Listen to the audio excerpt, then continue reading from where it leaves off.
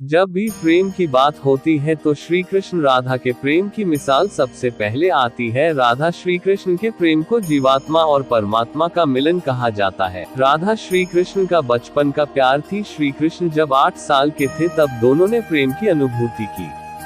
राधा श्री कृष्ण के दैवीय गुणों से परिचित थी। उन्होंने जिंदगी भर अपने मन में प्रेम की स्मृतियों को बनाए रखा। यही उनके रिश्ते की सबसे बड़ी खूबसूरती है। कहा जाता है कि श्री कृष्ण को केवल 2 ही चीजें सबसे ज्यादा प्रिय थी। ये दोनों चीजें भी आपस में एक दूसरे से गहराई से जुड़ी हुई थी, बांसुरी और राधा। कृष्ण की बांसुरी की धुन ही थी जिससे राधा श्री कृष्ण की तरफ खींची चली गई। राधा की वजह से श्री कृष्ण बांसुरी को हमेशा अपने पास ही रखते थे। भले ही श्री कृष्ण और राधा का मिलन नहीं हो सका, लेकिन उनकी बांसुरी उन्हें हमेशा एक सूत्र में बांधे रही। श्री कृष्ण के जितने भी चित्रण मिलते हैं उनमें बांसुरी जरूर रहती है। बांसुरी श्री कृष्ण के राधा के प्रति प्रेम का प्रतीक है। वैसे तो राधा से जुड़े कई अलग अलग विवरण मौजूद हैं, लेकिन एक प्रचलित कहानी है। भगवान श्री कृष्ण से राधा पहली बार तब अलग हुई जब मामा कंस ने बलराम और कृष्ण को आमंत्रित किया। वृंदावन के लोग यह खबर सुनकर दुखी हो गए।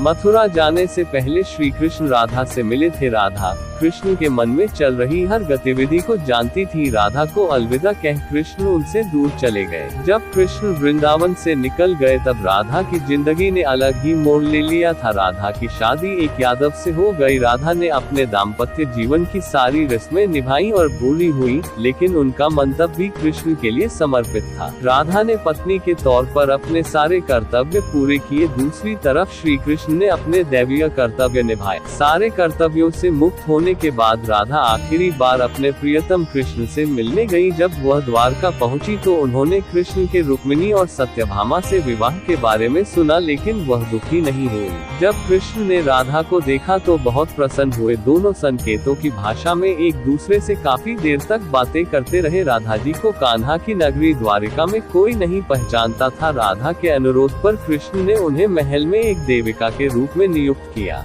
राधा दिन भर महल में रहती थी और महल से जुड़े कार्य देखती थी। मौका मिलते ही वह कृष्ण के दर्शन कर लेती थी, लेकिन महल में राधा ने श्री कृष्ण के साथ पहले की तरह का आध्यात्मिक जुड़ाव महसूस नहीं कर पा रही थी। इसलिए राधा ने महल से दूर जाना तय किया। उन्होंने सोचा कि वह दूर जाकर दोबारा श्री कृष्ण के साथ गहरा आत्मीय संबंध स्थापित कर पाएंगी। उन्हें नहीं पता था कि वह कहाँ जा रही है, लेकिन भगवान श्री कृष्ण जानते थे। धीरे धीरे समय बीता और राधा बिल्कुल अकेली और कमजोर हो गई। उस वक्त उन्हें भगवान श्री कृष्ण की आवश्यकता पड़ी। आखिरी समय में भगवान श्री कृष्ण उनके सामने आ गए। कृष्ण ने राधा से कहा कि वह उनसे कुछ मांगे, लेकिन राधा ने मना कर दिया। कृष्ण के दोबारा अनुरोध करने पर राधा ने कहा कि वह आखिरी बार उन्हें बांसुरी बजाते देखना चाहती है। श्री कृष्ण ने बांसुरी ली और बेहद सुरीली धुन में बजाने लगे। श्री कृष्ण ने दिन रात बांसुरी बजाई जब तक राधा आध्यात्मिक रूप से कृष्ण में विलीन नहीं हो गई। बांसुरी की धुन सुनते सुनते राधा ने अपने शरीर का त्याग कर दिया। हालांकि भगवान कृष्ण जानते थे कि उनका प्रेम अमर है, बावजूद वे राधा की मृत्यु को बर्दाश्त नहीं कर सके। कृष्ण ने प्रेम के प्रतीकात्मक अंत के रूप में बांसुरी तोड़कर झाड़ी में फेंक दी। उसके बाद से श्री कृष्ण ने जीवन भर बांसुरी या कोई अन्य वादक यंत्र नहीं बजाया। कहा जाता है कि जब द्वापर युग में नारायण ने श्री कृष्ण का जन्म लिया था, तब माँ लक्ष्मी ने राधा रानी के रूप में जन्म लिया था, ताकि मृत्यु लोक में भी वे उनके साथ ही रहे।